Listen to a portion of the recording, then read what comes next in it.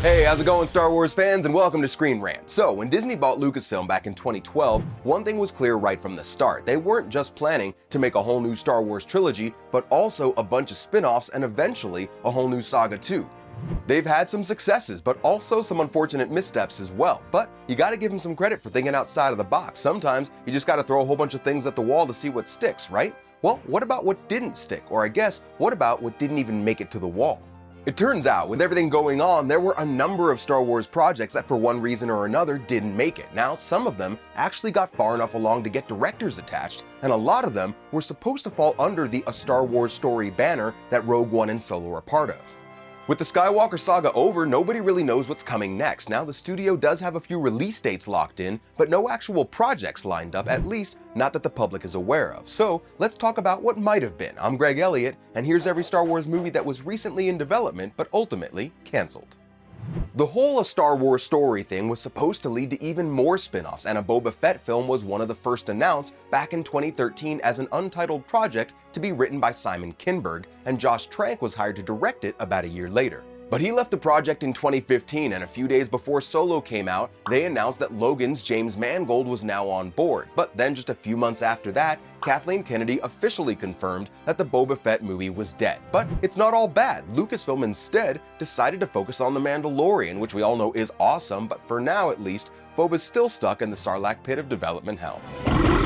The first post-Skywalker saga Star Wars film was supposed to come from Game of Thrones creators David Benioff and D.B. Weiss, and it actually got far enough along that it had a release date set for December 2022. It was apparently going to focus on the origins of the Jedi, but due to conflicts with their commitment to Netflix, Benioff and Weiss left the project in October 2019. Disney still has that December 2022 release date slated for some sort of Star Wars thing, but for now, it's anyone's guess as to what that might be. Back in 2017, Disney was also contemplating a Jabba the Hutt Star Wars Story spin-off, but it actually wasn't the first time the idea had been considered. Guillermo del Toro revealed he had pitched a Jabba movie to Lucasfilm in 2015, but despite interest from such a big name, we haven't heard a peep on any Jabba the Hutt film since. So back in the summer of 2018, we started hearing that the entire A Star Wars Story brand had been cancelled due to Solo's not-so-low great box office reception. Now, while it may not be quite that drastic, one movie that did get canned was an ultra-secret movie based on the Mos Eisley Cantina. Not only was it in development, but it was prepared to start shooting until Solo's box office performance froze it in carbonite. And nothing has come out on it since, giving us any idea of what kind of story it was or who might have been involved.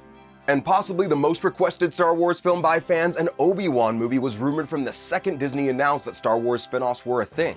At one point, it had a director attached and was looking to start production in early 2019, but like a lot of these spin-offs, when Solo bombed, so did the chances of the Obi-Wan film getting made.